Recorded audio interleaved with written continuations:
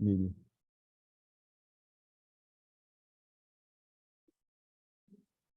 Boa noite a todos. Todos deram consentimento para que a gente gravasse o evento. E vamos dar início, então, ao nosso segundo dia da jornada LGPD na saúde, do Laboratório BRID.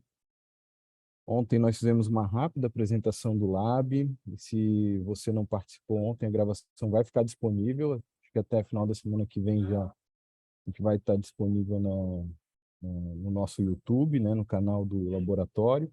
Aí vocês podem acompanhar também pelas redes sociais, enfim, o caminho que você tem que seguir para assistir aí a gravação de ontem.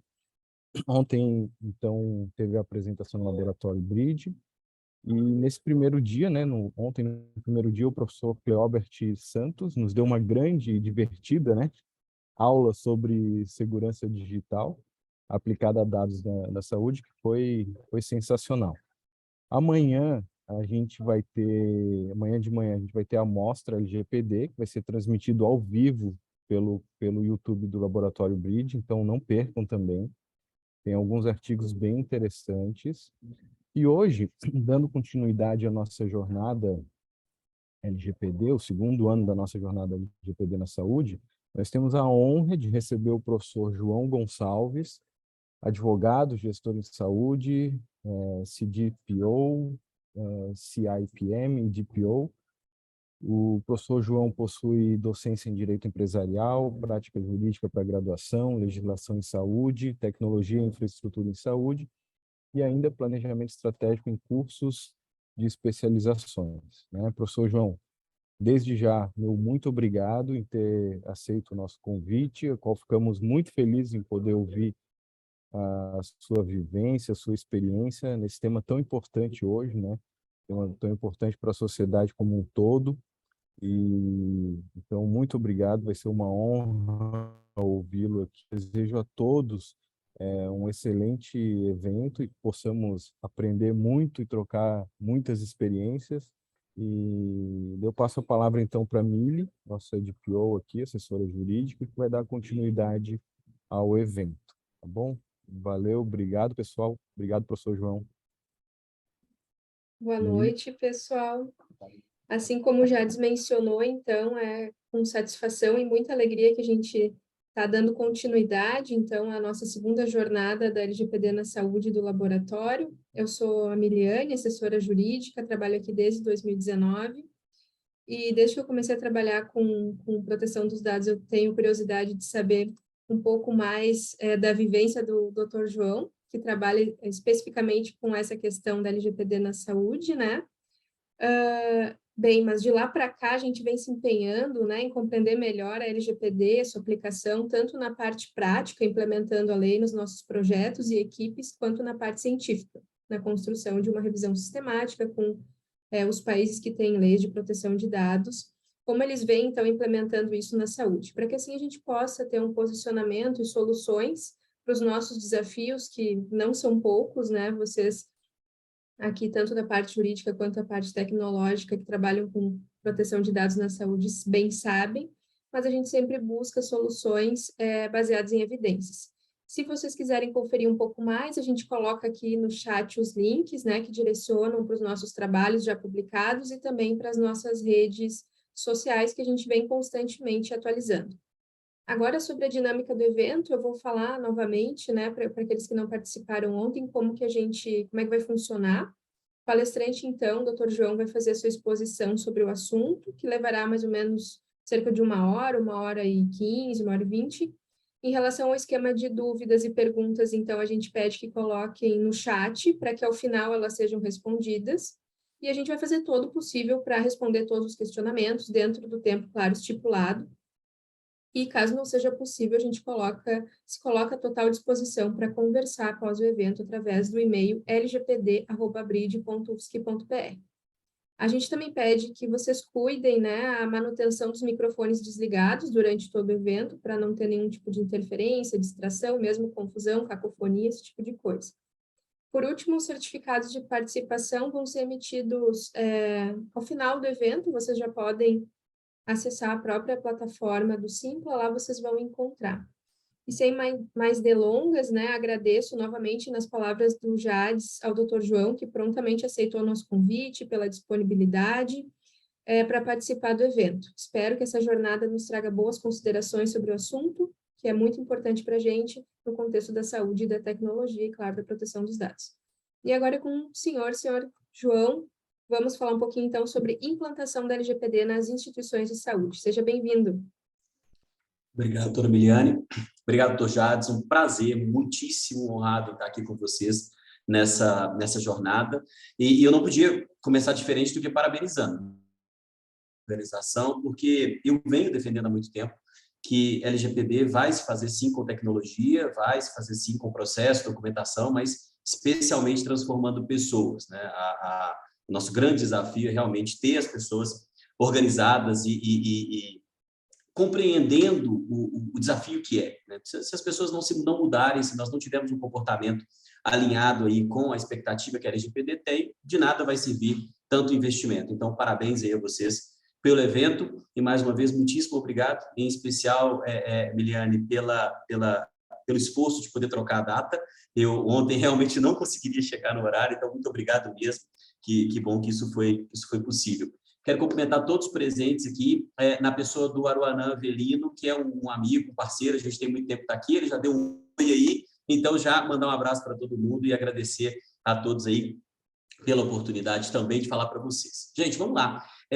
Eu fiz uma apresentação porque quem me conhece sabe que eu falo muito.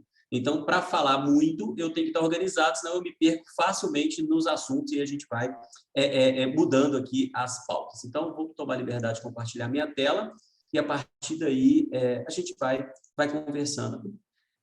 Miliane, só me confirma se você já consegue ver minha tela, já está tudo certinho? Sim, tudo certo, doutor. Legal, maravilha.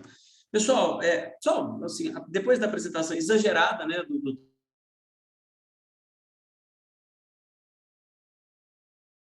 últimos 4 anos, eu venho dedicando exclusivamente à Lei Geral de Proteção de Dados, nos últimos da privacidade a partir ali do GDPR, né? Sempre me chamou a atenção direitos fundamentais, tanto na graduação quanto especialmente nas minhas atividades como advogado. E depois da GDPR, algumas coisas mudaram e fizeram muito sentido para mim, e o projeto de lei da LGPD, quando conheci, também me encantou, e de então eu fundei a Health Data Privacy para poder ajudar instituições de saúde, uma coisa puxou a outra, acabei desenvolvendo um software para gestão LGPD e também uma plataforma digital, mas isso é só um detalhe para falar que nós temos muitas oportunidades também dentro desse cenário. Quando deixa eu ver se eu consigo tirar isso aqui, acho que ele sai, né? Então, daqui a pouquinho ele para. Quando nós pensamos em Lei Geral de Proteção de Dados em saúde, né, em instituições de saúde, é sempre muito difícil, porque o cenário de saúde, eu estou inserido na saúde já há pouco mais de 20 anos, 26 anos aí trabalhando com saúde, trabalhando com gestão de saúde, com administração hospitalar e também com tecnologia em saúde. E a realidade da saúde no Brasil vem se transformando muito no que diz respeito à digitalização, mas ainda há uma dificuldade grande financeira, né, de investimento verdadeiro. Hoje ainda eu conversava com um colega e a gente falava sobre implantação de software em hospitais e a dificuldade de fazer o gestor compreender a importância de um time de TI qualificado, né? Ou um time de TI segurança da informação que não se resuma apenas a uma pessoa. E ontem vocês tiveram a oportunidade de falar sobre segurança digital aplicada à saúde, tiveram ali, naturalmente, a percepção dessa complexidade, mas ainda insistimos em alguns hospitais em não ter um processo com pessoas e com organização, né? E quando eu penso na Lei Geral de Proteção de Dados e dentro dos meus projetos, né, hoje nós alcançamos aí pouco mais de 60 projetos a semana, inclusive a razão do agradecimento, da gratidão à Miliane, porque estava em Goiatuba, no interior de Goiás, entregando um projeto, um hospital que está há 1 ano conosco, então a gente concluiu um projeto lá. E quando eu penso a LGPD, quando eu conduzo esses projetos, existem 4 pontos, né, que o artigo 5º lá, no seu inciso 10, que ele relaciona as atividades de tratamento de dados, mas tem 4 ali que sempre me chamam muito a atenção na saúde, né? A coleta, a forma que nós recebemos dados, algo muito caro na saúde é a integração ou os múltiplos atores, né? Os participantes desse processo são muitos. Então, nós recebemos dados desde o profissional que secretaria, o médico, né, até um terceiro que está numa integração de uma API em algum lugar aí que a gente está trocando dados para um agendamento online. Isso sempre é muito complexo, né? O armazenamento, a guarda, ainda é uma dificuldade grande na saúde, a questão da digitalização. Então, não obstante a Lei 13.787 ter trazido a possibilidade da digitalização na saúde, nós temos um cenário a regular, né?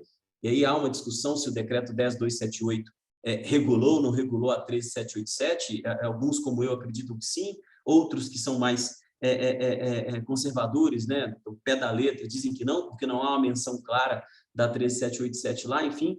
Então, o armazenamento ainda é muito físico, né, e isso traz uma dificuldade grande para a gestão e controle de acesso, uma dificuldade grande para a gestão e controle de temporalidade, que a gente vai falar muito sobre esse cenário. O próprio compartilhamento de dados, como eu disse, e especialmente em laboratórios, né? Hoje eu estava com o time da SBAC e a gente falava exatamente sobre a questão do compartilhamento, em especial do resultado de exame com o médico solicitante, que, falando de laboratório, é um cenário que é valor agregado, mas que, quando eu falo de LGPD, a gente entra na discussão se é consentido ou não, se é tutela da saúde ou não. Eu, particularmente, entendo que é consentimento, e a gente não teria um cenário para discutir. E a exclusão, que é um outro ponto que, dentro da lista ali trazida pelo artigo 5º, lá no inciso 10, me chama a atenção também porque nós temos essa dificuldade de excluir dados ou de definir como excluir dados, né?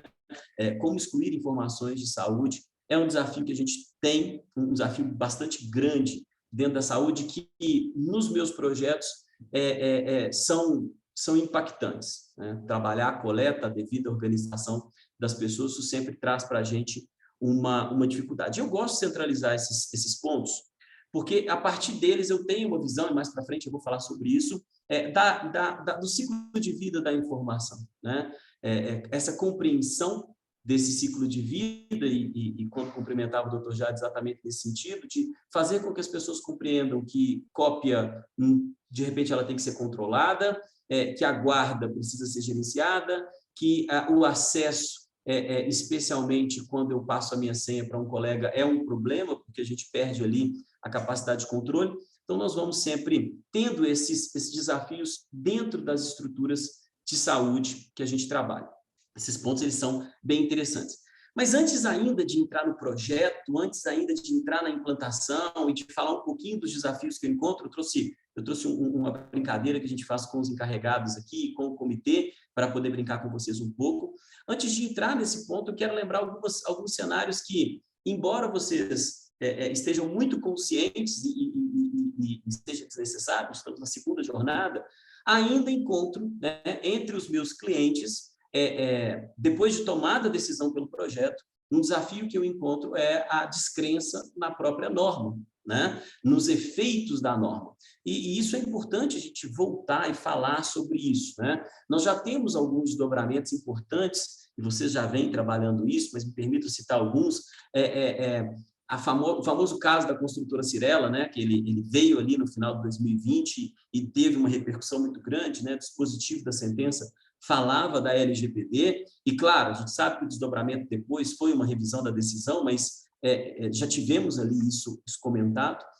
O Mercado Livre vem trabalhando ali fortemente na revisão do que é vendido, muito em função de uma liminar que ele recebeu para proibição de venda de alguns produtos, de alguns serviços. A ANS, ela estruturou um processo de fiscalização, de apoio para a ANPD, mas mais do que isso, né? A ANS tem uma resolução, se eu não me engano, a 433 ou 443, sempre me confundo, que trata do compliance das operadoras, e isso naturalmente vai desdobrando na exigência da conformidade também dos prestadores de serviço. Cada vez mais a gente vê esse mercado regulado e exigindo. O WhatsApp teve, né, ali a mudança, e hoje está com o termo de ajustamento de conduta, e a ANPD tem acompanhado isso em relação à sua política de privacidade, ao seu aviso de privacidade, a forma com que eles tratam dados. tivemos cenários ali de vazamento de dados no Ministério da Saúde, e há quem diga ali sobre a possibilidade de ações de reparação desses danos a partir já, ou contra, né, um ente público.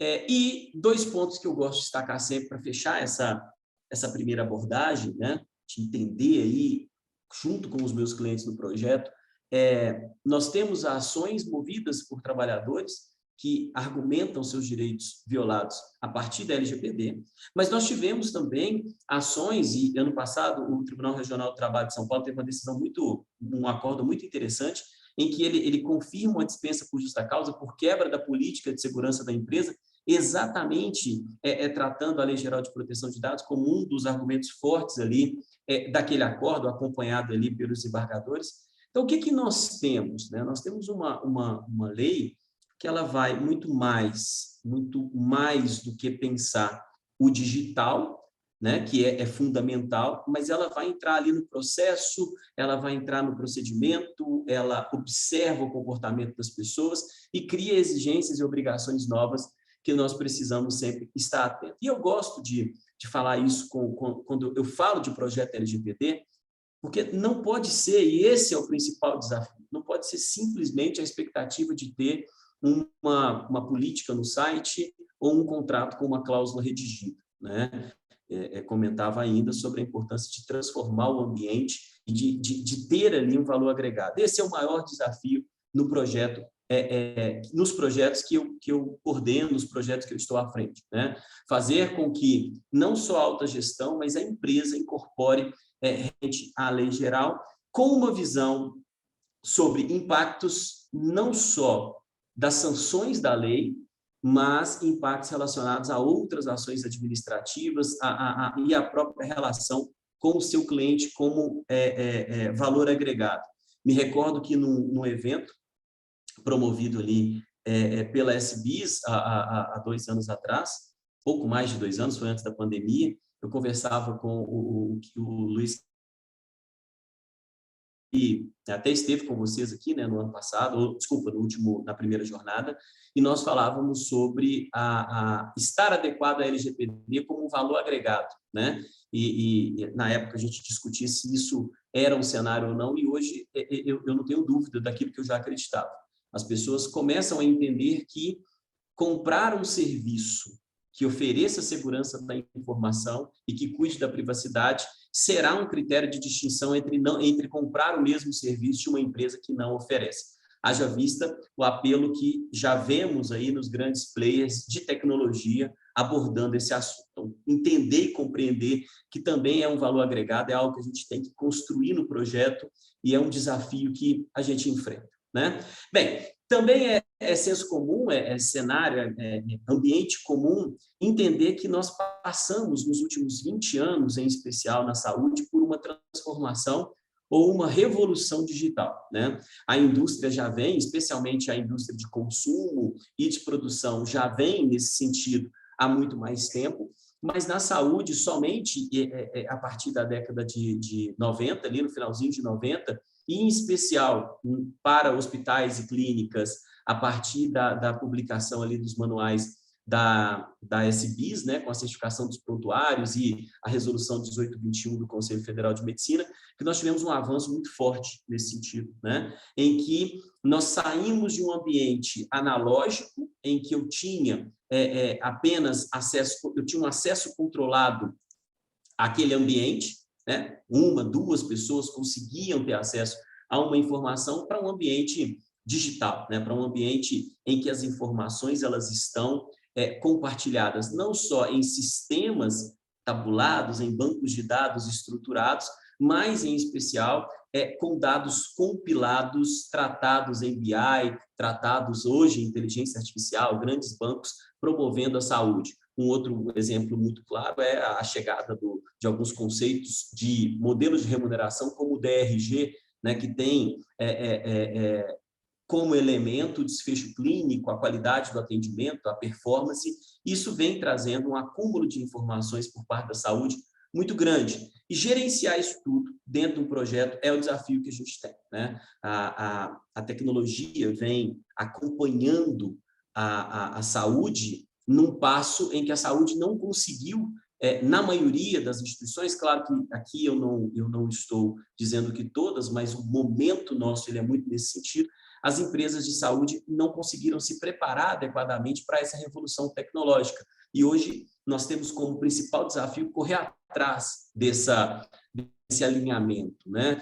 Não só estrutural, como conceitual. A compartilhamento de dados no WhatsApp, fotos, arquivos, vídeos, ficou algo tão comum e tão mais simples de tratar que nós, em especial, na saúde, acabamos não percebendo o risco que há naquele compartilhamento, naquele mensageiro. Não em razão do mensageiro, mas em razão das possibilidades de erro, né, e de troca inadequada de informações de mensageiro favorece, então, ou permite. Esse é um outro desafio grande que nós temos, que é trazer as ferramentas adequadas, trazer uma gestão adequada que garanta a confidencialidade, em especial o monitoramento desse ambiente, é um ponto que vem realmente sendo um desafio para todos nós.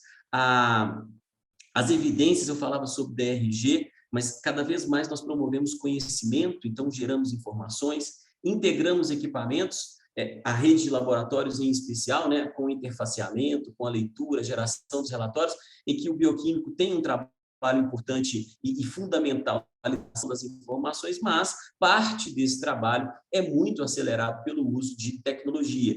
E o armazenamento desses dados, o tratamento desses dados, a forma que esses dados são gerados e transmitidos dentro de uma rede, em muitos cenários, não acompanha uma avaliação preliminar de impacto para a implantação, não acompanha critérios, né, e cuidados.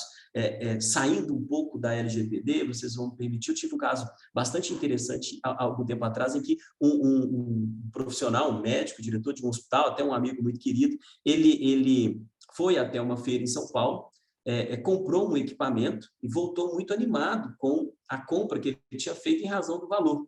E quando o equipamento chegou, alguns dias depois, né, até a sua estrutura, o equipamento não passava nas portas e a laje no andar em que ele queria colocar o equipamento não suportava o peso, né? Então, a preparação para a compra, ela não foi adequada.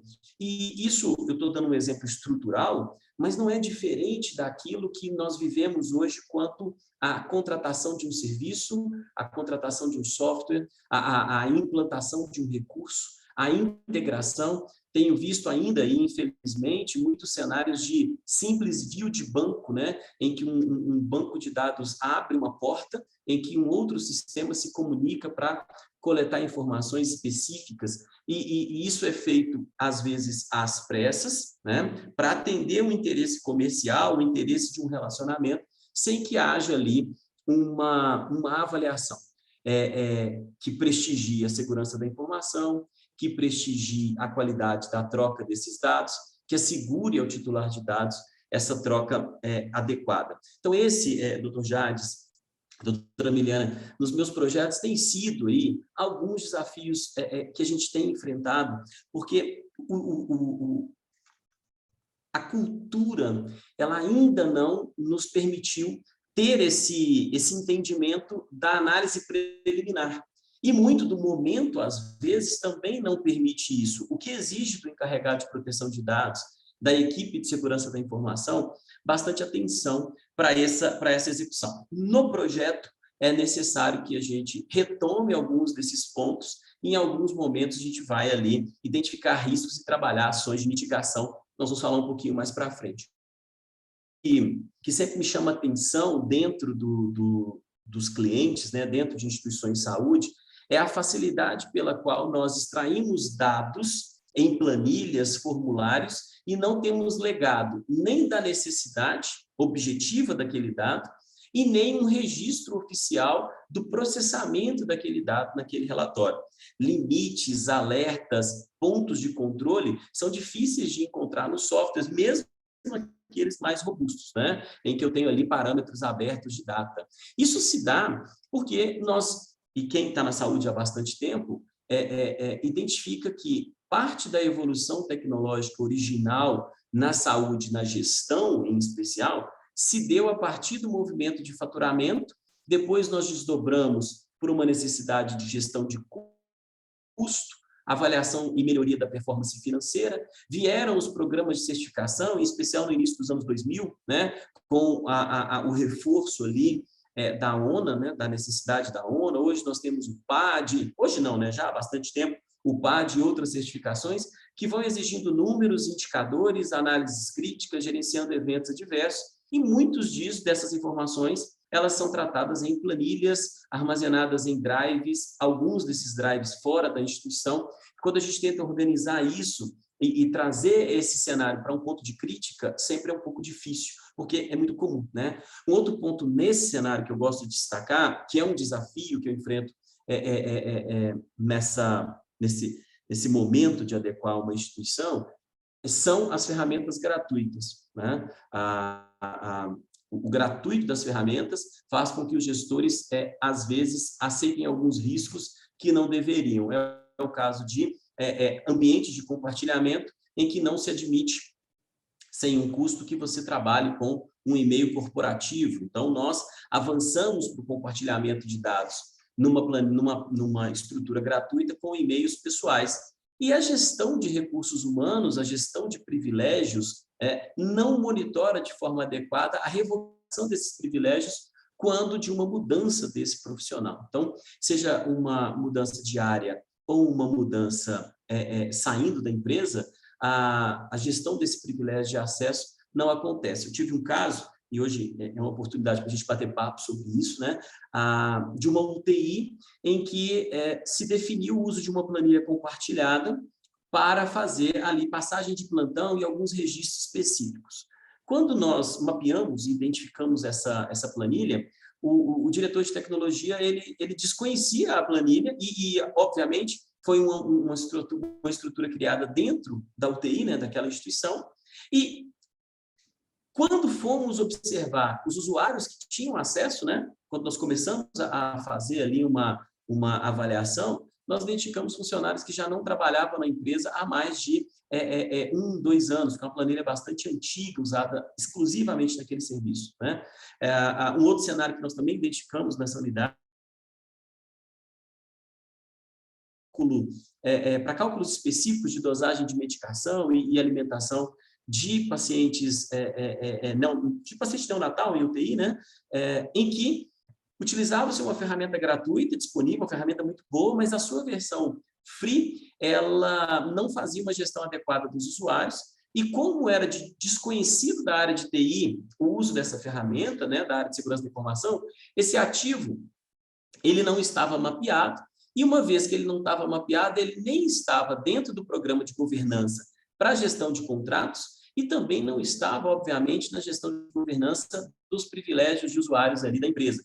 O que significa que muitos profissionais se desligavam da empresa e continuavam tendo acesso a dados daquela instituição. E quando nós falamos isso, e o meu mercado, a minha atuação é um cenário bastante plural, a gente pode pensar assim, não, estamos falando de um hospital pouco informatizado, né? Mas não, é um caso de um hospital de grande porte, né? Com uma referência e um posicionamento nacional importante, mas que possuía essas fragilidades. Por que é importante falar disso?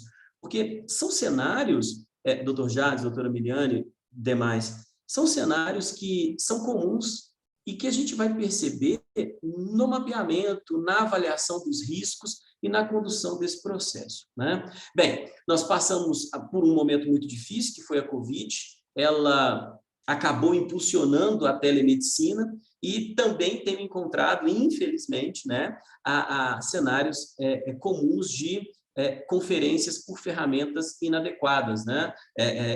Como o Teams, como o Zoom, em alguns casos até como videochamada no WhatsApp. Parece absurdo, mas são cenários muito, muito frequentes, né? Nós temos agora uma resolução do Conselho Federal de Medicina, né? Pós o encerramento aí do estado de emergência da Covid, foi necessário esse movimento, o CFM retomou e os outros conselhos também nesse sentido.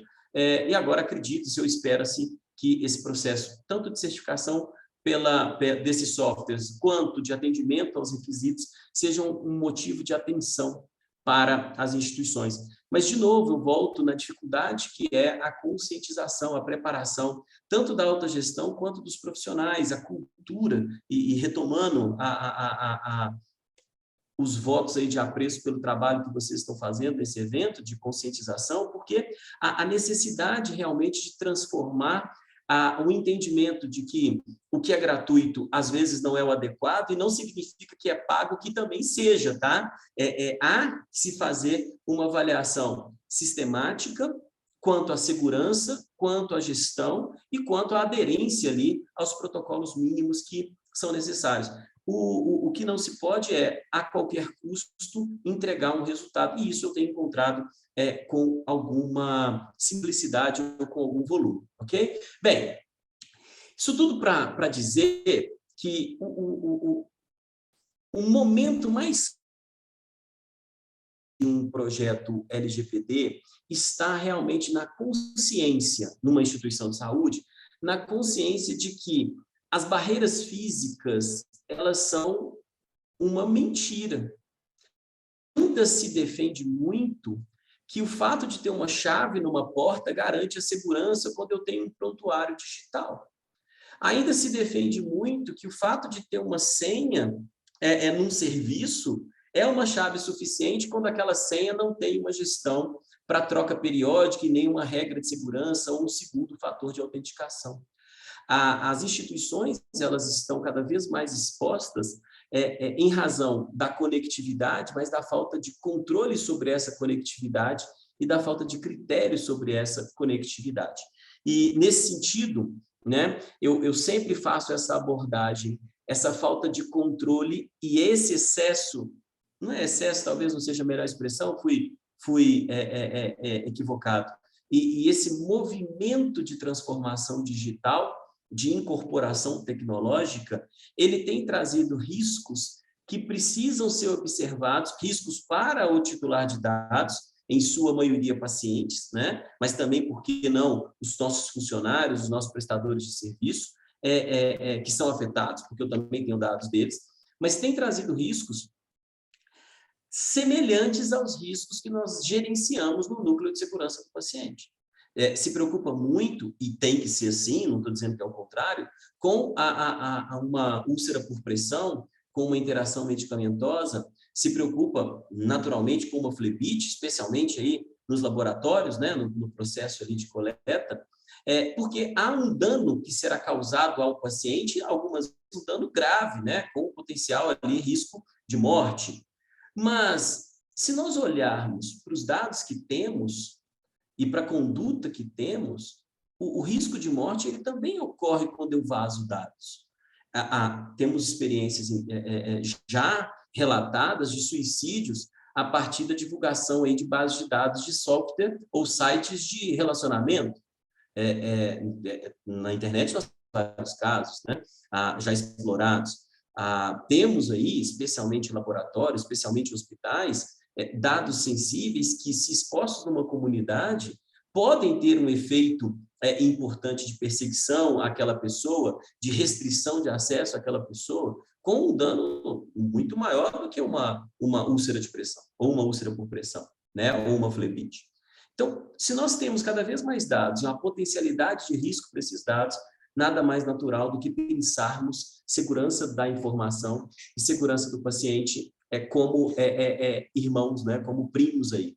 E isso tem sido um desafio importante para levar para essas instituições.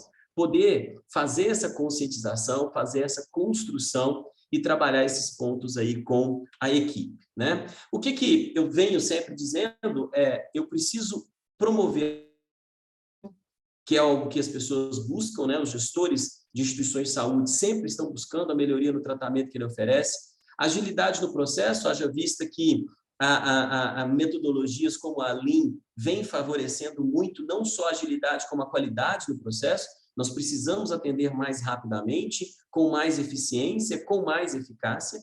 Nós precisamos trabalhar fortemente a interoperabilidade, especialmente porque recursos humanos qualificados devem ser aproveitados. Se eu tenho ali a possibilidade de uma integração de uma tecnologia, de uso de uma robótica, de uma inteligência artificial, eu devo trazer isso, não só por uma questão de redução de custo no processo, mas especialmente para uma melhora na qualificação, mas há que se desafiar a cada momento esse processo associado a uma discussão sobre o titular de dados e como eu guardo e trato esses dados. Então, a LGPD tem muito desse cenário, né, para que a gente possa desenvolver isso dentro das instituições. E é uma planilha que não se cuida, é um mapa de centro cirúrgico, um mapa de cirurgia que vai para um lixo, é um rascunho de uma cópia de conta, mas também é um banco de dados que eventualmente está numa máquina sem proteção, é um uso de uma metodologia, de um arquivamento, é o uso de um BI free, em que eu gero um banco de dados em que eu não controlo, ou que está ali sem a devida proteção, que a gente precisa cuidar. Eu disse que ia brincar com vocês um pouco, eu trouxe aqui alguns pontos, né? Claro que eu vou tentar melhorar um pouco a qualidade da imagem aqui, está bem pequenininho, mas são alguns pontos que eu trato sempre com o comitê antes de iniciar o projeto, né? Então, assim, onde nós vamos encontrar desafios e quem pode ter ali a melhor resposta para a gente. Evidente que não tenho a pretensão de esgotar o assunto, mas só para provocar alguns cenários que a gente discute, né? Ou que nós encontramos. Eu ainda estou me batendo com essa barrinha aqui, mas eu vou chegar, em algum momento ela vai sair daqui, eu tenho certeza. Tá? Bem, deixa eu voltar aqui que eu fico melhor. Então, quando nós pensamos numa área de atendimento, quais são os desafios que eu tenho encontrado, né? O conceito de consentimento, então aqui está pequenininho aqui, mas é porque está cortando ali, a gente não está com a qualidade boa. Eu vou indo e voltando.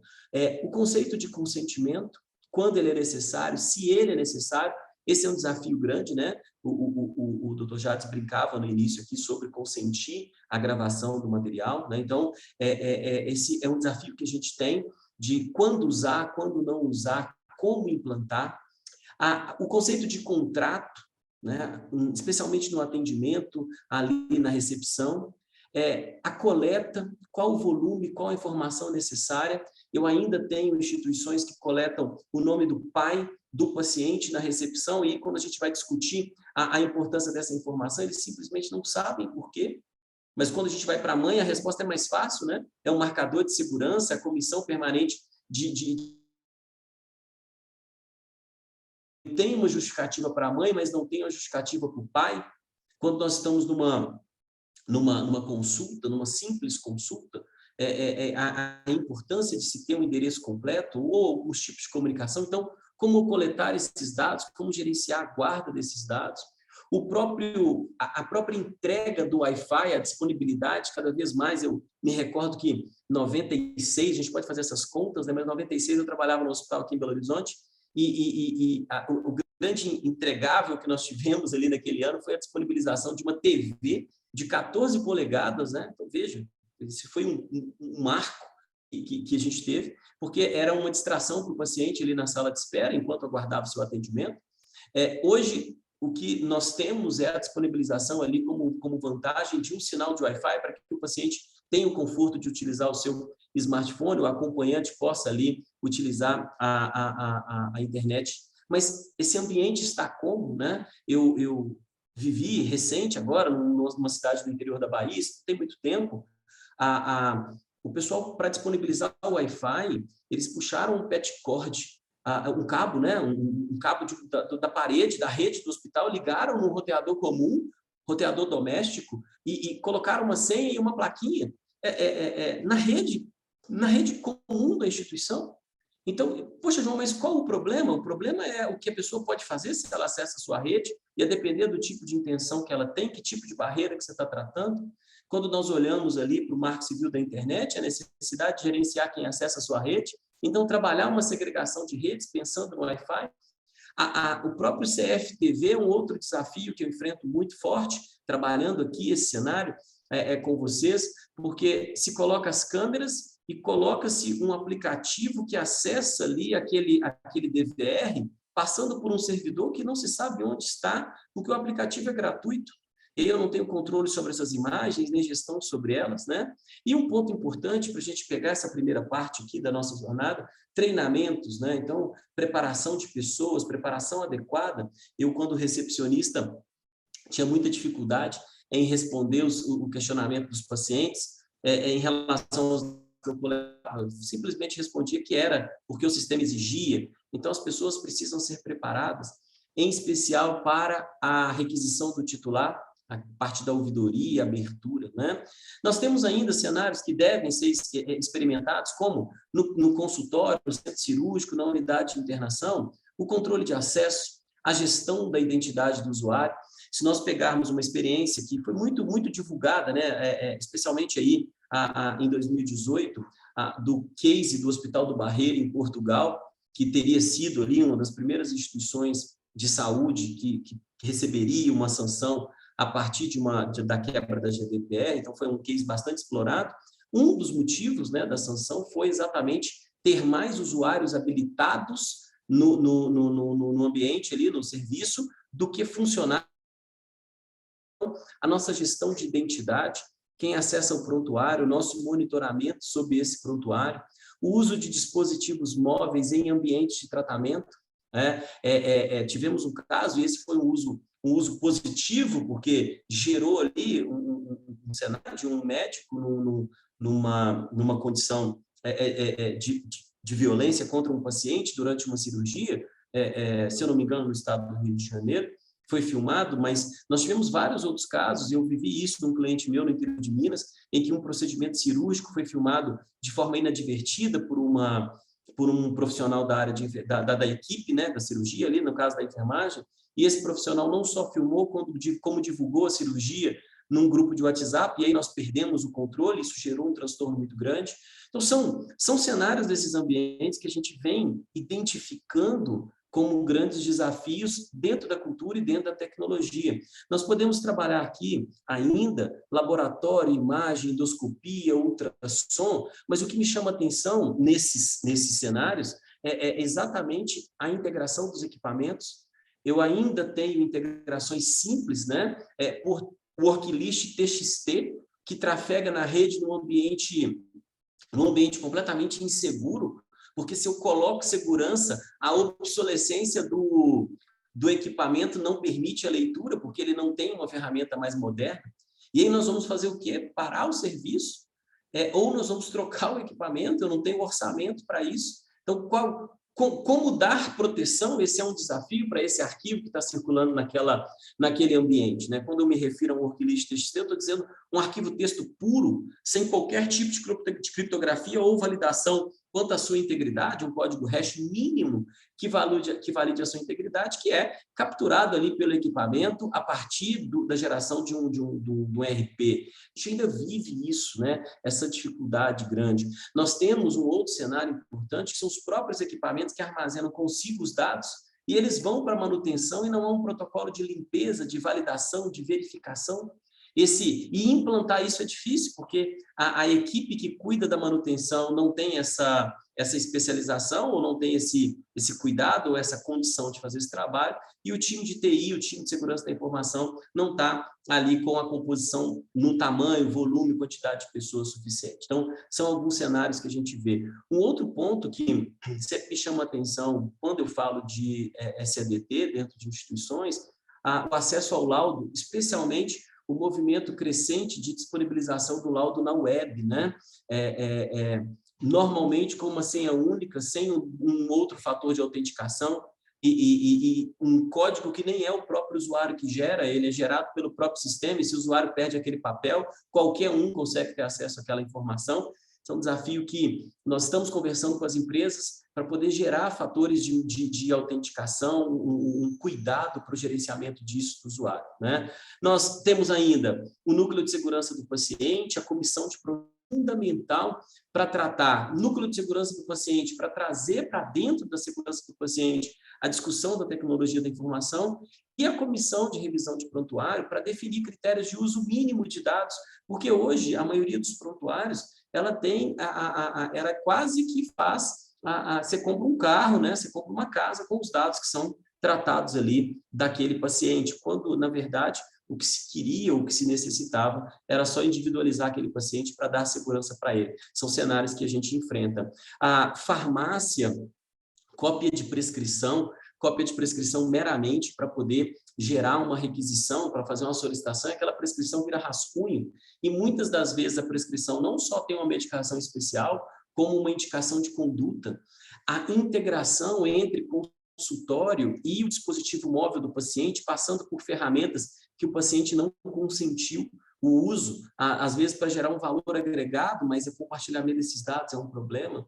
Gestão de órtese e prótese, especialmente para coleta de orçamentos, em que eu encaminho para o fornecedor, sabendo que ele não vai vencer, né, que ele não vai ter ali a compra efetivada, mas eu preciso de um orçamento para autorização, eu encaminho dados do paciente, do seu tratamento, sem sequer ter um contrato ou um acordo de confidencialidade, de não divulgação. São cenários que a gente vem vivendo aí nesses projetos que chamam a atenção para a gente poder discutir. Outros pontos, né? Auditoria técnica do convênio, ainda e em Goiás, a gente tem uma experiência com um convênio grande no estado, que é o envio, a necessidade do envio do prontuário.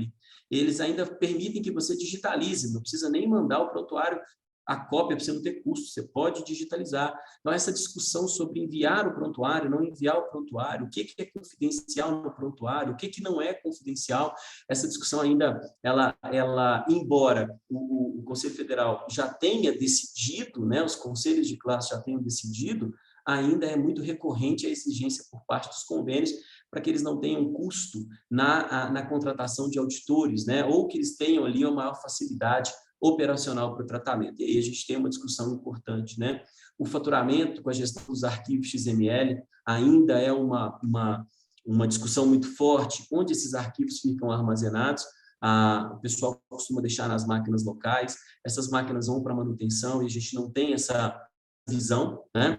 A glosa, relatórios de glosa com informações sobre o tratamento do paciente, tratados em ambientes livres, PDF, que são enviados entre e-mails de operadora e o próprio faturamento. Muitos desses e-mails pessoais, não corporativos, não confidenciais, sem senha, né? O repasse, que é uma outra jornada importante de troca de dados, o profissional que presta o serviço recebe a lista dos pacientes, a lista do tratamento, o valor pago, que não foi pago, que foi recorrido, e isso num ambiente simples, muitas das vezes, num arquivo PDF sem senha, num arquivo XLS, sem nenhum controle, né? Visitava um hospital aqui em Belo Horizonte, um hospital vertical, alguns anos atrás, e subir, eu gosto de andar pelos hospitais, né, pelos corredores, aqueles não utilizados pelos pacientes, né, aquela meio que backdoor, assim, e subir ali no elevador com uma profissional da área de SND, e ela tinha um carrinho, e em cima do carrinho uma lista dos pacientes, e a lista tinha ali muito mais informações do que ela precisava, que era a refeição do paciente, o quarto dele, mais o tratamento que ele tinha feito, quem era o médico, quando ele tinha internado. Enfim, tinha um cenário ali muito grande, e quando eu perguntei para ela o que ela fazia com a lista, quando terminava de entregar, ela dizia assim, olha, eu boto na lixeira do último quarto que eu atendo, né? E aí a gente tem um cenário grande de violação de dados, de cuidado. Talvez alguns podem dizer assim, mas, poxa, uma lista, ela não tem volumetria, mas tem sensibilidade. Aí ela não tem potencial de dano, depende da foto com quem eu compartilho. Depende de quem é o paciente, né? Então, eu sempre trato esse assunto porque traz uma recorrência. A área de nutrição, a área de manutenção, os chamados. Recente, tive contato com a DPO de uma empresa fabricante de equipamentos, uma empresa bastante grande, fabricante de equipamentos de imagem, de diagnóstico por imagem. E a gente discutiu um chamado que ela recebeu, de uma denúncia, porque a área de atendimento recebeu print de uma tela com o cadastro de um paciente, né? Algo tão recorrente para a gente, né? Abrir um chamado na TI com o print da tela com o cadastro do paciente. O quão isso é um incidente de segurança? Claro que é um incidente. Pode não ter ali a necessidade de notificar a NPD, uma vez que está num ambiente restrito, sem potencial de risco ou dano relevante para o paciente. Mas que é um incidente, e qual a conduta? a origem, achurar o campo, pseudonimizar, treinamento, treinamento, treinamento, né? Então, entender que, e a gente discutia isso, que ao receber essa ficha e trabalhar esse processo de pseudonimização, eu faria com que os setores repensassem a troca de informações entre eles. E isso, dentro do ciclo de melhoria contínua, faria muito sentido. Nós vamos trabalhar uma visão interessante quando olharmos para o RH, né? Nós temos alguns cenários de recursos humanos bem curiosos, né? Ou bem curiosos, né? Um deles está no consentimento para compartilhamento de informações, como, por exemplo, né, aniversário, o aniversariante, participação de eventos, uso de imagem. Será que precisa do consentimento? Será que não precisa? Como que está essa gestão? A gente ainda encontra muito cenário em que a empresa simplesmente faz vídeos, promove fotografias, organiza eventos com a participação dos seus funcionários e expõe isso nas redes sociais, né? Nós temos ali alguns incômodos quanto à lista de aniversariantes, a melhor das boas intenções, né? As famosas aquela coleta que se faz quando a mulher está próxima de ter o bebê, né? O chá de fralda ali, então, para que os colegas ajudem contribuindo, isso divulga, né? Traz ali uma exposição que talvez a pessoa não autorize, não consinta, mas será que a gente tem que trabalhar isso, né? O próprio contrato, os termos de confidencialidade, os termos para trabalho home office, né, especialmente pós-Covid, pós esse cenário mais grave da Covid, né, porque a gente ainda enfrenta essa condição, mas muitas empresas, muitos profissionais foram trabalhar em casa. Quais são as regras? Como que eu estou trabalhando esse contrato? Né? Como que eu compartilho dados de funcionários com a seguradora? Será que eu preciso do documento? Não? Será que o contrato é suficiente? Será que é legítimo interesse? Será que é execução de contrato? Quais são os limites? Eu enfrento muito... Uma pergunta muito comum, a farmácia ao lado da empresa, ao lado do hospital, ela dá desconto para os funcionários, mas para que isso aconteça, eu preciso enviar o telefone, e-mail, identidade, CPF, endereço. Né? Pera, deixa eu ver o limite disso, né? Deixa eu entender até onde pode. E são cenários que são comuns, tá? A gente fala muito de LGPD na perspectiva digital e tem que ser 60%, é um número importante de trabalhar, da segurança da informação estará no digital, mas a operação contribui muito. Eu falava sobre isso com o Dr. Jades na abertura, né? Então, a gente precisa pensar as políticas, as normas, os procedimentos, os indicadores de gestão, de controle, né? Quando nós avançamos, agora sim, nessa jornada nossa aqui, ali nos quadros 46, 47, nesse espaço que a gente está dando aqui, quando nós falamos sobre tecnologia da informação, segurança da informação, nós falamos sobre desenvolvimento de software, envolvimento que o DPO precisa ter com a fábrica de software. Será que o Privacy by Design está aplicado, né? Será que a privacidade por padrão ela está aplicada? O artigo 46 nos desafia nesse sentido. O artigo 49 faz um convite às empresas de software a participar da LGPD, né? E de uma forma muito, muito interessante, porque ela diz aos fabricantes de software, aplica-se tudo isso aqui, né? Quando a gente lê o 49, é bem interessante, porque ele diz assim, olha, se você faz software, aplica tudo isso aqui, você é responsável também. E a escolha de um bom software passa pela participação do encarregado, as suas análises de privacidade, seus requisitos de segurança, a implantação do software, seja ele on-premise, mas especialmente hoje em dia, com os serviços SaaS, com os serviços em nuvem, em que ainda se exige mais cuidado, porque gestão de privilégio é mais difícil.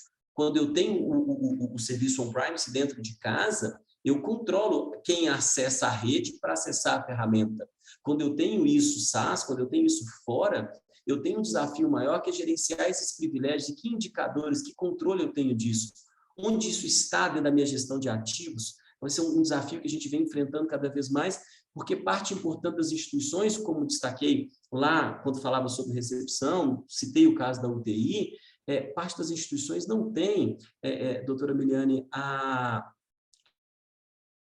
todas as ferramentas e softwares e repositórios de informação que existem dentro da instituição. Isso parece absurdo para alguns, mas para aqueles que têm alguma vivência em modelos de instituições públicas, filantrópicas, particulares com menos controle, filantrópicas com menos controle, públicas com menos controle, vão concordar comigo que, de fato, há uma insegurança muito grande no uso dessas ferramentas. E o desafio que a gente tem é convencer a alta gestão de que isso é importante, não só porque existe uma lei, mas porque há um risco muito grande para a instituição enquanto referência de mercado. Então, trabalhar diretoria técnica quanto à governança clínica é um outro desafio importante, porque até aqui eu fiz questão de destacar com vocês condutas de profissionais, né? Profissionais, colaboradores, seletistas, funcionários, vínculo de trabalho. Mas nós temos uma importante missão na saúde, que é conscientizar os donos e os profissionais que não são seletistas, que têm vínculos, mas estão numa posição de tomada de decisão que, às vezes, comprometem. Isso traz a importância de um plano de governança implantado, não apenas sobre a perspectiva da segurança da informação, como a gente destaca muito no projeto LGPD. Então, você constrói a política de segurança, vincula a diretoria e toda a estrutura, desenvolve normas, né? Normas para backup, normas para gestão de identidade, normas de comportamento na internet, normas para gestão de e-mail, plano de resposta a incidente, mas, de um lado, parece que corre meio que fora e não deve, né? Tem que puxar isso para debaixo desse plano de governança, a diretoria clínica, a diretoria técnica. O plano tem que envolver a governança clínica, estabelecendo diretrizes claras dentro de um plano de continuidade do negócio que garanta aí que todos estejam envolvidos e comprometidos, né? O papel importantíssimo do encarregado de proteção de dados, fundamental, e aqui meus cumprimentos novamente à doutora Meliane pelo trabalho, porque não é só isso tudo que eu comentei da operação, ainda tem toda a parte do direito digital, ainda tem toda a parte de contratos, e esse trabalho maravilhoso de conscientização, de preparação de pessoas. Concorrendo, mas no sentido de compartilhamento, a área jurídica e o compliance trabalhando aí as outras esferas, os outros controles. Marketing com os cuidados, gestão de cookies é uma ponta do problema, né? A coleta no site me preocupa, claro, obviamente, os cookies, a forma que a gente gerencia, mas as campanhas, os leads, o envio de e-mails, a forma que a gente trata. Eu tenho um cliente aqui em Belo Horizonte, um hospital de especialidade única, e foi bem interessante porque o marketing faz um trabalho de buscar se podia ou se não podia, qual era a base legal. Nós começamos a encontrar o limite do conceito da expectativa legítima do paciente. E aí nós encontramos um conceito claro, definitivo, temporal, aplicado, justificado. E isso foi com a participação da equipe de marketing, delimitando as suas ações de captação do lead dentro do banco de dados para uma busca ativa. Então, o marketing é fundamental nesse trabalho, quando ele vai ter que gerenciar aquilo que a equipe de marketing detesta, né? Obviamente que é descartar contatos, né? A gente sabe da dificuldade, quem trabalha mais diretamente com esse time, sabe da dificuldade de converter, e eu falava com a doutora Miliane um pouco antes do evento, né? Normalmente nós temos ali uma conversão baixa de inscritos a partir do volume de convidados e depois uma conversão ainda menor de participantes a partir dos inscritos. Então, é o conceito de funil mesmo. Então, o marketing, ele sempre pensa, né? A área de comunicação, ela sempre pensa em ter um maior volume de contatos. Mas será que esses contatos eles são elegíveis para aquele tratamento? Então, trazer o marketing ele é importante. Então, esses são os desafios que eu venho enfrentando nesses projetos, quis detalhar aqui para vocês. E, rapidamente, né, eu falava com vocês sobre esse desafio e como que eu enxergo essa aplicação, né? Eu gosto muito de método e, para mim, o Balance Scorecard é um dos métodos bastante importantes e, eu diria, fundamentais para uma boa gestão, né? E quando li a LGPD, ainda no seu projeto de lei, eu consegui enxergar, isso é uma visão minha, então é muito pessoal, tá? Não estou dizendo que é exatamente assim, mas é uma situação muito pessoal. Eu consegui enxergar 4 pilares dentro da LGPD para que alcançasse o objetivo do parágrafo 1º, né? Assim como o Balance Scorecard traz para a gente a visão ali de educação continuada, processos, finanças e mercado, né? Na verdade, é mercado e finanças, eu consegui, e para mim faz muito sentido, enxergar um projeto LGPD observando 4 pilares de sustentação, que seria o conhecer a empresa, né? Identificar, então esse é um processo importante, é um pilar importante que nós temos dentro do nosso projeto, e é um desafio, porque mapear uma instituição, identificar onde ela é controladora ou operadora, quais são os dados processados, a gente tem uma visão de atividade, não de processo, então a gente vai na menor informação, né? Na menor atividade, vincula um subprocesso, processo e macroprocesso, para poder fazer uma modelagem, então isso é importante. E a pergunta mais difícil para responder é por que o dado é processado? Porque nós, na saúde, e aqui me permitam usar essa expressão nós, porque eu realmente, depois de quase 30 anos, eu falo que eu sou muito mais saúde do que qualquer outro negócio, né? Nós, na saúde, temos uma facilidade para falar como fazemos, mas para falar por que fazemos é um desafio. E o inciso 1 do artigo 6º da LGPD, ele diga por que você faz e não como você faz. O como ele é importante para definir risco e revisão do processo, mas o porquê é importante para definir se é necessário, né? Se é adequado. Então, a gente tem que ter esse cuidado. Então, essa fase do conhecer é um pilar importante. Um outro momento que nós trabalhamos fortemente é o controlar, né? Embora dentro da saúde alguns controles já eram existentes, como cópia de prontuário, cópia de laudo, cópia de resultados, né? Surgem alguns outros controles que a própria norma traz. É o caso da solicitação dos titulares, ali no artigo 18, porque agora não só tem a regra, como tem a forma e tem prazo, né?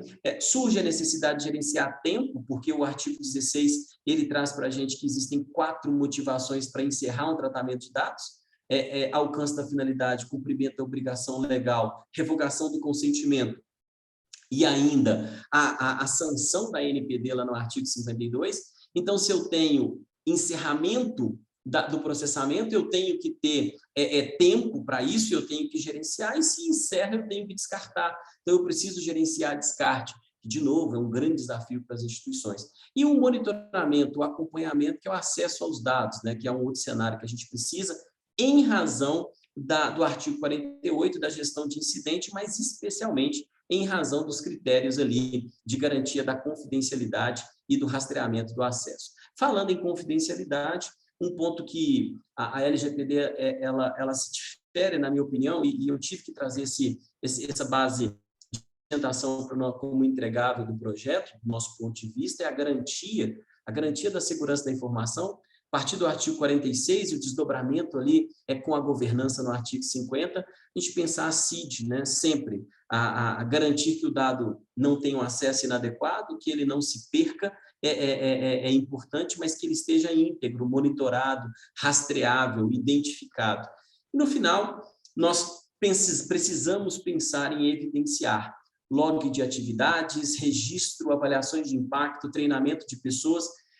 E a LGPD, também diferente de outras normas na saúde, ela traz algumas obrigações. O artigo 5º, no inciso 17, nos fala sobre avaliação de impacto, o RIPD, né, o relatório de impacto. Ele vai aparecer de novo no parágrafo 3º do artigo 10 e no parágrafo único do 38, mas sempre acompanhado com um poderá, né? Ou seja, a LPD poderá solicitar, mas é um relatório obrigatório, ele tem que existir, então eu tenho que saber quando utilizá-lo, ou quando manejá-lo, quando criá-lo. Agora, preparação de pessoas não aparece na lei, quando eu digo em que eu preciso ter governança, gestão, acompanhamento. O mapa de dados, lá no artigo 37, ele tem um resumo lá no artigo 9º, que é o aviso de privacidade. Então, nós temos obrigações trazidas pela lei que nós não podemos deixar de evidenciar a sua existência. É o caso do artigo 38, é o caso do artigo 48, quando a gente fala da denúncia do incidente de informação, é o caso do 37, quando a gente fala do ROPA, do data mapping, do mapa de dados, é o caso também do artigo 9º. Então, evidência é algo bastante exigido pela LGPD. Agora, tem um momento na lei que fala das sanções, lá no artigo 52, em que isso tudo é exigido, né? Está lá no parágrafo 1º, quando a norma diz para a gente assim, além da boa-fé, porque há um pressuposto de boa-fé em todo tratamento de dados, será avaliado as ações reiteradas, e tem uma expressão interessante, demonstradas. Então, tudo que foi feito, a nossa capacidade de demonstrar o que a gente fez. A estrutura do projeto, ela sempre vai ser acompanhada, na nossa visão, de alguns outros métodos, é o caso da família ISO, né, especialmente a 27000, 27001 e 2 para segurança, 27005 para risco, por exemplo, a 27701 para privacidade, né, foi traduzida aí pela BNT, e é uma norma bastante interessante, com os controles que nos ajudam a nortear aí o entregável para a LGPD, a ITIL para gerenciar a área de tecnologia e o funcionamento dela, e o COBIT para a gente trabalhar um pouco de governança. São alguns exemplos de métodos que eu gosto de trabalhar. Para encaminhar aqui o encerramento da minha fala e poder ouvir vocês e de repente, dividir aí, trocar dúvidas, né, com vocês, o que se quer dentro dessa estrutura é, de fato, gerenciar o ciclo de vida da informação. Do aviso de privacidade à destruição, passando necessariamente para como usamos dados na saúde, como guardamos e como compartilhamos. Uso, guarda e compartilhamento, eu fecho aqui esse cenário, voltando quase que no primeiro slide, quando eu falava ali sobre a coleta, sobre o compartilhamento, falava também sobre a destruição, está na norma, lá no artigo 5º, lá no seu inciso 10, e é interessante como a gente vê esse mapa aqui, né? Eu, dentro dos meus projetos, não gosto de inventar muito a roda, então, para quem participou da jornada aí da formação Exim, conheceu, né, a proposta de metodologia do Criasoglu, quando ele propunha ali um sistema de gestão de proteção de dados baseado em 5 fases. O que nós trabalhamos dentro da nossa visão, dentro da nossa oportunidade, experiência com os clientes, dividir essas 5 fases e transformá-las em apenas 3 fases, né? Hoje, nós temos uma linha de base de 350 dias, e dentro desses 350 dias nós trabalhamos 3 momentos, que a gente chama de dia 60, dia 150. E há um momento em que nós embaralhamos todas essas 4 primeiras fases entre o dia 0 e o dia 150, e reservamos 200 dias para trabalhar avaliação e revisão de processo. Nós entendemos que o ciclo PDCA que se propõe, diferente daquele ciclo que nós conhecemos, né, aquele ciclo clássico, em que ele é meio chapado, assim, né? Nós trabalhamos uma visão cíclica de melhoria contínua, e fazemos isso dentro do projeto. Tem feito muito sentido, tem ajudado os clientes, especialmente os encarregados e o comitê de proteção, a compreender o desafio, porque eu continuo monitorando. Hoje é um serviço que a gente entende como necessário, a gente continua monitorando o cliente, mesmo após o mapeamento e a entrega do plano de ação. Então, nós passamos ali 6 meses gerenciando o plano de governança, para que esse cliente tenha isso. E é um desafio interessante, porque só vamos ver o que a gente fez na implantação, na prática e no uso corrente. Esse é o cenário que a gente trabalha, esses são os desafios que a gente tem enfrentado, é um pouco do que eu queria trazer para vocês. Pedi a vênia para a doutora Miliane, para poder convidar vocês ali. Eu tenho um canal no YouTube, não ganho, não sou youtuber, nada disso, não ganho nada com esse material, do sentido financeiro, mas na gratidão de poder contribuir. Então, vez ou outra, eu publico alguns materiais, nós temos alguma coisa perto de 600 horas de conteúdo, tem um conteúdo interessante sobre segurança da informação, voltado para a pessoa. Então, se vocês se sentirem confortáveis, nós temos lá um plano de resposta ao titular, nós temos uma gestão de todo o projeto, né, em 73 vídeos, em que eu falo cada uma dessas fases e como poder alcançar. O material pode contribuir com vocês, e contribuindo eu vou ficar muito feliz que vocês tenham ali tido esse acesso a partir desse contato conosco aqui, tá? Pessoal, quero agradecer muito abrir aqui o espaço, vou parar o compartilhamento, aqui estão os meus contatos, fiquem à vontade em me adicionar aí no LinkedIn e também nas demais redes sociais. Mais uma vez, doutor Jades, doutora Miliane, obrigado pela oportunidade incrível de falar para vocês nessa jornada e parabéns pelo trabalho, é sempre importante e gratificante, né? Ver uma empresa, ver uma instituição investindo tempo, mas especialmente, né, qualificando os seus próximos, não só funcionários, mas também os parceiros, aqueles que acompanham o trabalho de vocês, numa temática que particularmente considero indispensável nos dias de hoje, quando vivemos essa transformação digital. Mais uma vez, muito obrigado.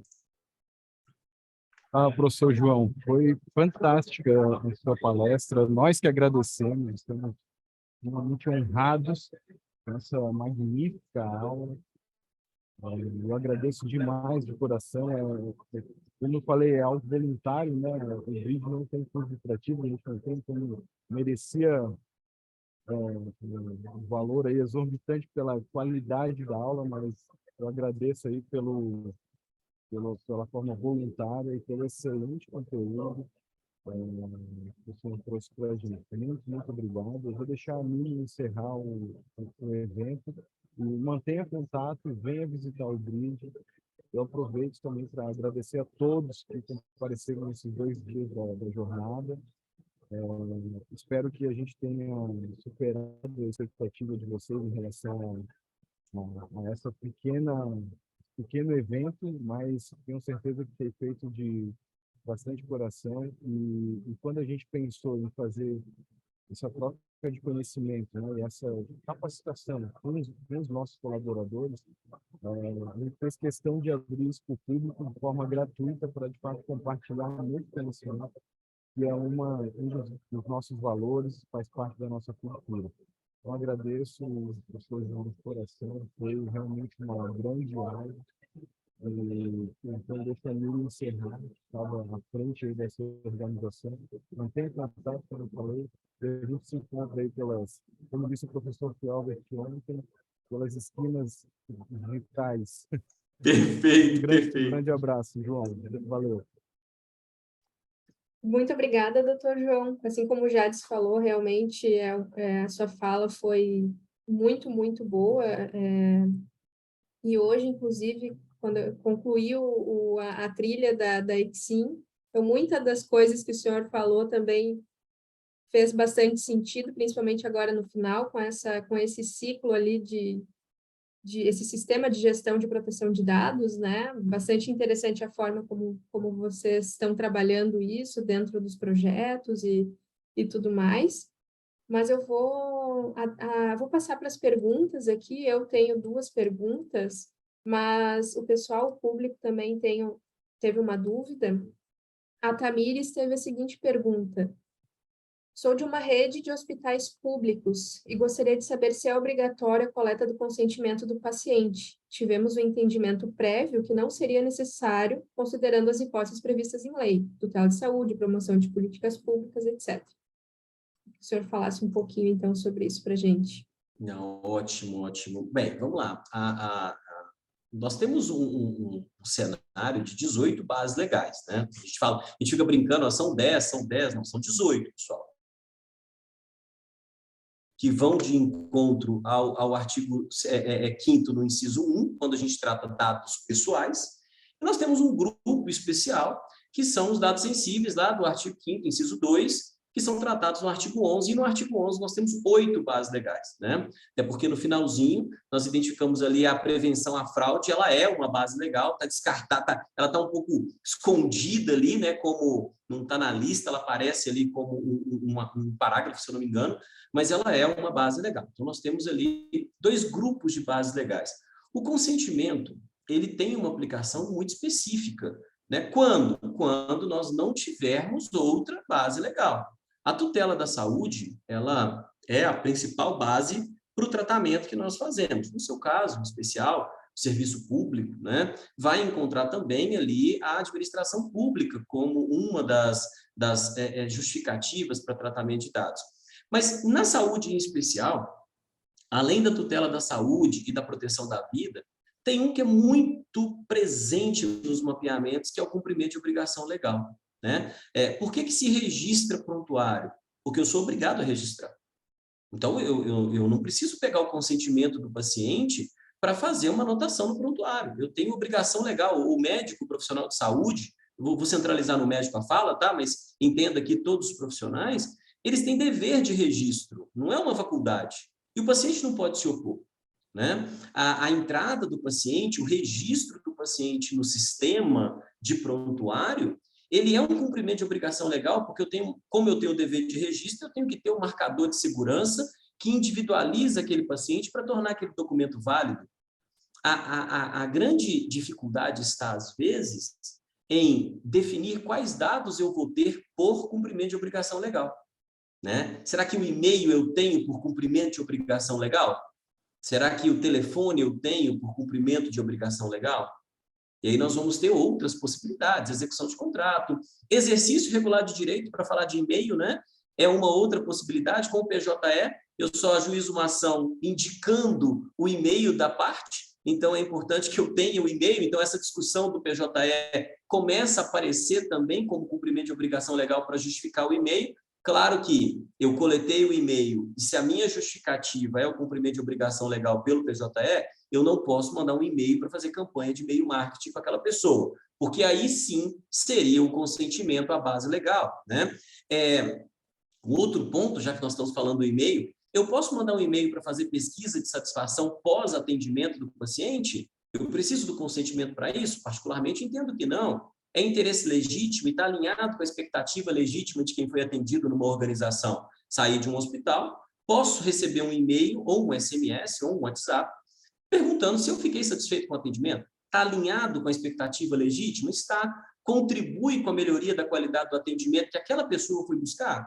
Contribui. Então, em momento nenhum aqui a gente vai estar falando de consentimento, mas, de novo, entender o que se vai fazer com o dado. Tutela da saúde, cumprimento de obrigação legal, o próprio interesse legítimo, fazendo esse balanceamento, né, sobre a necessidade, seguindo ali o caput do artigo 10, são algumas bases que vão justificar o seu tratamento, descartando, né, ou permitindo que você trate sem a necessidade de se apoiar no consentimento. Eu costumo trazer o consentimento como um problema, porque a simples leitura do artigo 8º já faz a gente dar um pulinho para trás em relação ao consentimento. Eu tenho que ter gestão, eu tenho que garantir a revogabilidade, eu tenho que ter capacidade de interromper o processo quando revogado. Será que eu sou capaz de fazer isso com relação ao tratamento de um prontuário? Claro que não, né? Então, eu posso simplesmente pedir o consentimento e a pessoa pode revogar para a guarda do prontuário? Não, eu sou obrigado a manter por 20 anos, então entendo que o consentimento terá aplicação específica, mas concordo com você, não é a única base. Doutor, deixa eu fazer um comentário em relação a isso, em relação à esfera pública, né, o poder público, talvez o desafio não seja tanto a questão da coleta do consentimento para fazer o tratamento do dado, mas quando ele vai compartilhar esse dado depois, seja com instituições privadas que vão fazer uso desses dados para gerar relatórios, etc. Aí que eu acho que entra, me corrija se eu estiver errada, mas aí que entra um desafio maior da gente fazer a coleta do consentimento desse compartilhamento, se houver, né? Sempre pensar o que eu vou fazer com o dado, né? Quando o ente público compartilha com o privado, a gestão disso é quase impossível, né? Começar a entender. E esse compartilhamento com o privado, ele é para fins públicos, né? Então, se ele for para fim público, é pela administração pública, então não se aplicaria o consentimento também. Perfeito. Eu acho que o consentimento, é claro que ele é a primeira opção que a gente tem que olhar, mas não tem que ser a opção que a gente vai escolher, né? Eu vou avaliá-lo para fazer as críticas do artigo 8º. Então, sempre penso que escolhi o consentimento, tá? Eu consigo cumprir o que o artigo 8º estabelece? Não. Então, não é consentimento. Então, é outra base legal, não será consentimento. Eu entendo assim também. Perfeito.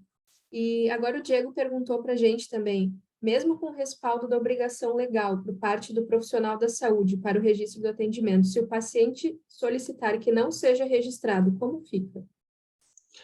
Tem uma posição bem interessante. Não cabe ao paciente essa solicitação.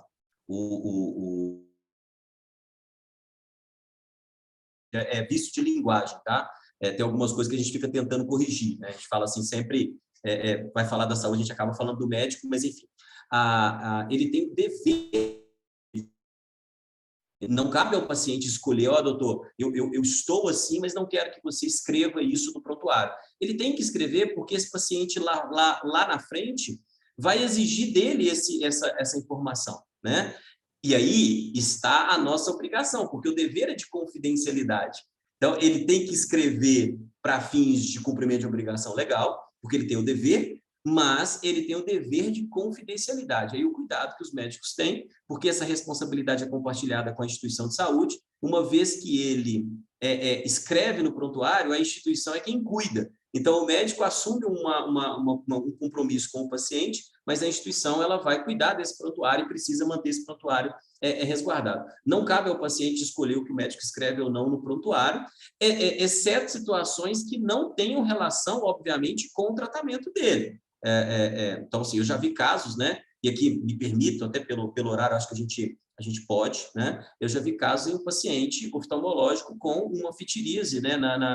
Um corpo estranho no olho, era um piolho relacionado à DST, e o médico tirou o paciente de dentro da sala, estava o paciente com a sua esposa, levou esse paciente para um outro ambiente, conversou com o paciente, e o paciente pediu para não comentar com a esposa. Bem, ele vai colocar que existia, sim, um corpo estranho, vai fazer a anotação do corpo estranho, mas não vai desdobrar aquilo em prontuário para dizer que possivelmente a pessoa teve um relacionamento extraconjugal. Isso não é do registro, mas que existia um corpo estranho, seguramente o médico tem a obrigação de registrar e a instituição, assim como ele, o dever da confidencialidade.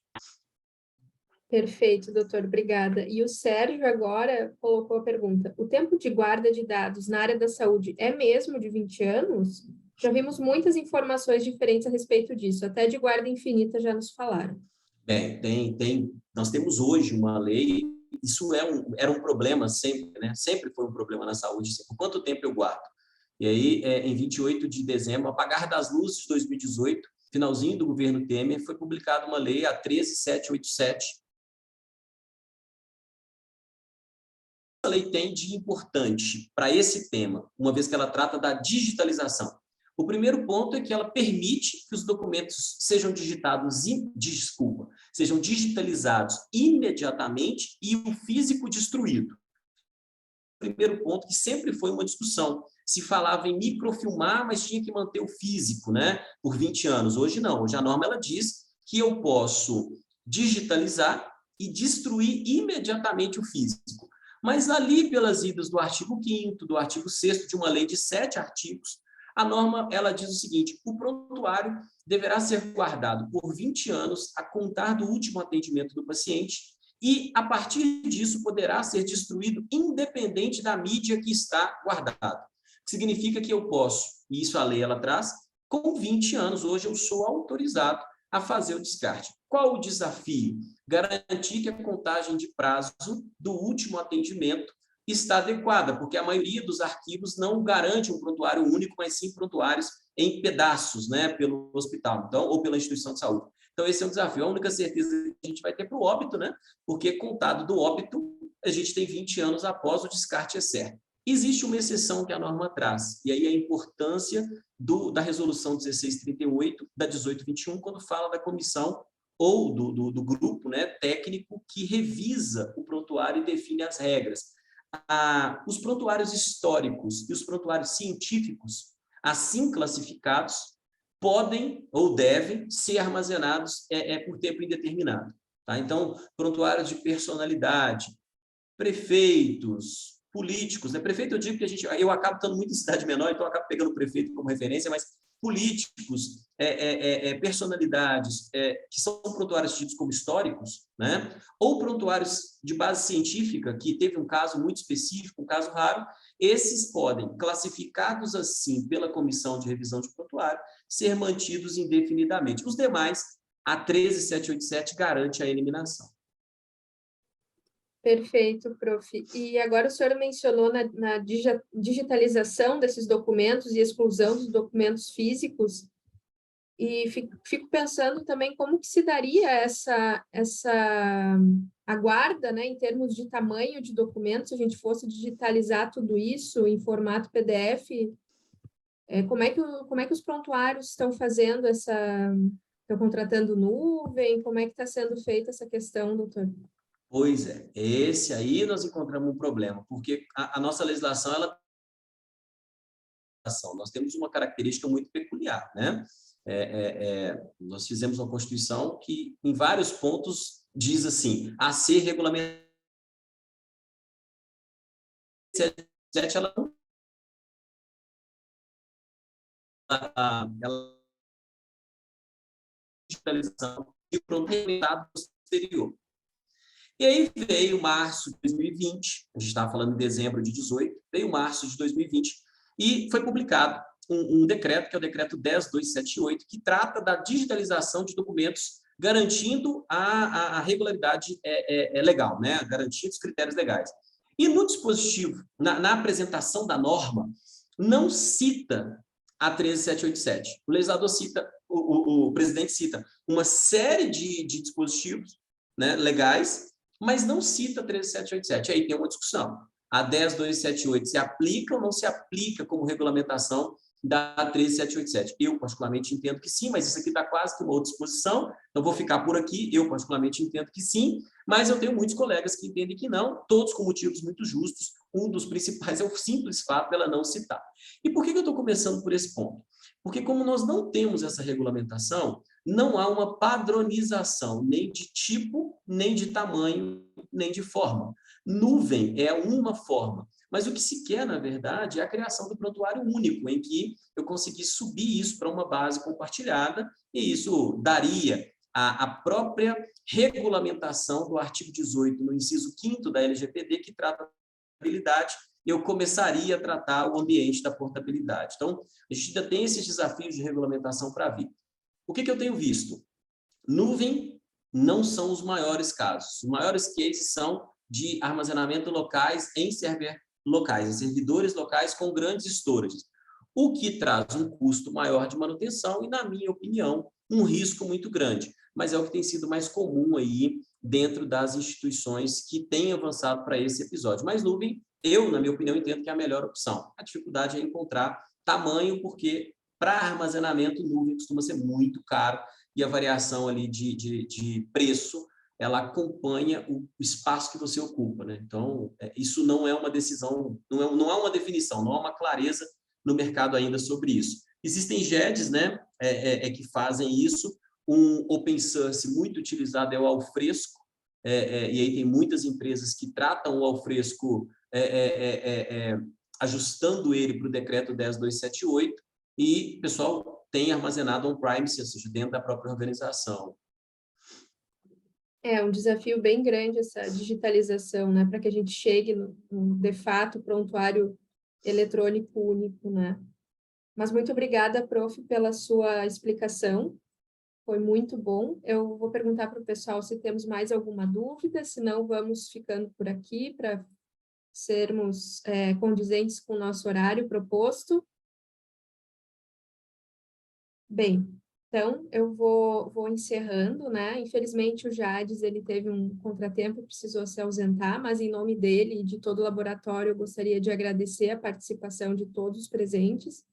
A gente teve de inscrições mais de 500 pessoas e de participantes nós tivemos cerca de 150 pessoas, então, como o Jades mencionou, é um evento totalmente gratuito, feito por nós aqui da instituição. Ficamos muito satisfeitos com os resultados. Também quero agradecer ao Dr. João por toda a sua fala, paciência ao nos responder as perguntas, dúvidas, anseios e tudo mais. Eu tenho certeza que muito irá contribuir para a nossa prática em proteção de dados aqui dentro do Lab. E, como o Jades também mencionou, o senhor é muito bem-vindo ao BRID. Quando quiser aparecer por aqui, na nossa sede em Floripa, será muito bem-vindo. Agradeço também a equipe da comunicação do Lab, que fez toda a parte de divulgação e nos ajudou, então, a concretizar mais um ano de jornada da LGPD, que, embora seja petit comité, né, sempre dá um trabalho de fazer, de divulgar e tudo mais, eles se empenharam bastante.